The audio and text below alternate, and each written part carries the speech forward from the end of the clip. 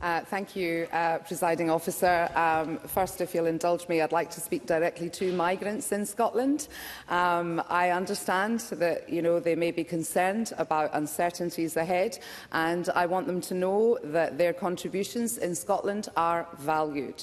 I thank the Deputy First Minister for highlighting migration's economic value in her opening, and I also thank colleagues from across the Chamber for a mainly measured and thoughtful contributions, and acknowledge the constructive tone that was set by Liz Smith. This government will continue supporting migrants and employers to navigate the existing immigration system through Scotland's Migration Service. We will continue listening to our stakeholders' needs and pushing the UK government for change that recognises our distinct demographic challenges ahead. We are reforming our approach to skills at a national level. We need sustainable communities, and our population strategy is helping us to work towards that. These efforts reflect the approach of this internationalist, outward-looking government, and we continue to do all that we can to support migrants. And let me be very clear, this government completely rejects the hostile approach being taken by the UK government, and that has been reinforced by contributions from across the Chamber, including from Maggie Chapman, Karen Adam, Colette Stevenson, Emma Harper, Faisal Chowdhury as well. Migration benefits all sectors of our community and has a key role in Scotland's prosperity, but talking solely in numerical terms paints an incomplete picture. Migrants are more than just numbers going up and down, more than just innovation, productivity and skills. Migrants are in fact woven within the very fabric of Scotland's communities. Our society is enriched by culture from around the world that migrants bring with them to Scotland, and indeed hearing people's personal stories into the very heart of this chamber. And that all helps to develop the vibrant, multicultural Scotland that we see today. Regarding the White Paper, the last UK election offered an opportunity to reset the relationship between the Scottish Government and the UK Government. Unfortunately, Scotland's needs are still being ignored. The Scottish Government issued comprehensive, evidence-based proposals for the White Paper, yet the White Paper offered no evidence that Scotland's needs were considered. There was no substantive engagement on our submitted proposals, and the UK Government's proposals threaten our essential public services. And indeed, it's not just us. Donald McCaskill, the CEO of Scottish Care, has warned that without the ability to attract and retain international colleagues, it is no exaggeration to say that care would not be able to be delivered in whole swathes of our nation.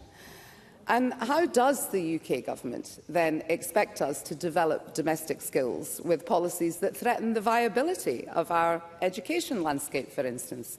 Where will we see growth if businesses can't access the essential skills that they need? Enoch Ademi, CEO of Black Professionals UK, shares our calls for a tailored immigration system that reflects Scotland's needs. His organisation endorses initiatives like the Scottish Graduate Visa to retain diverse talent and ensure Scotland remains a global hub for innovation and opportunity.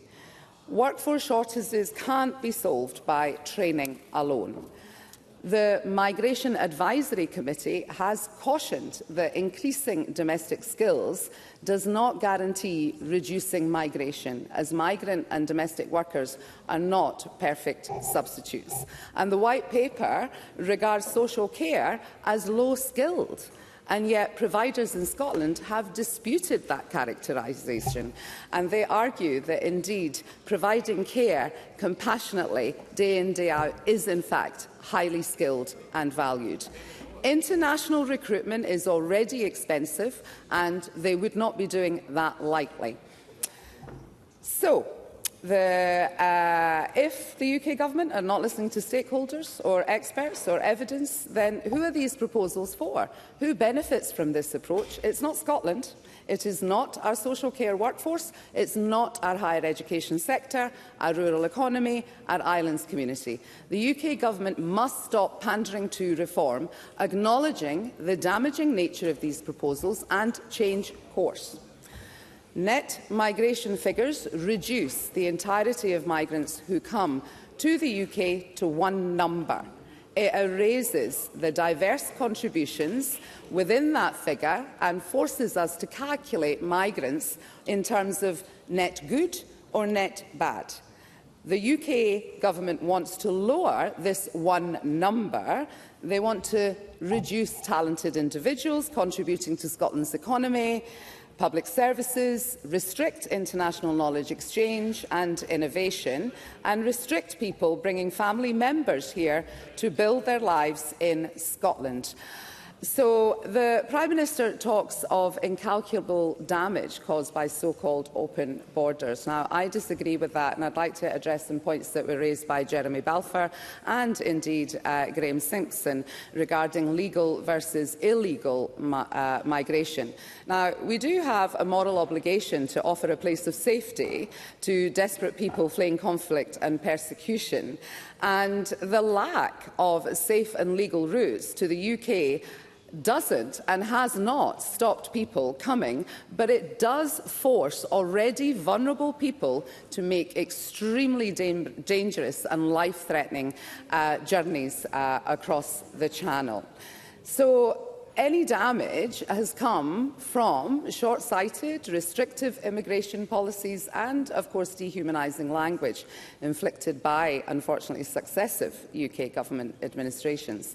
So, in conclusion, Presiding Officer, last month the First Minister chaired a roundtable with stakeholders across Scotland's businesses and institutions, hearing directly about the issues which the Immigration White Paper risks causing to our communities and our economy. So, in the coming weeks, the Scottish Government will publish a position paper outlining the concerns raised at the roundtable, and we will also publish the proposal document which was sent by the Scottish Government to the Home Office during the development of the White Paper. So, my last two sentences, and I thank Maggie Chapman and Alex Cole-Hamilton for inspiring me for this. They talked about heat and hate, and I think we definitely need more light and more compassion. The moral case is clear, and we have also this afternoon made the economic case. Thank you.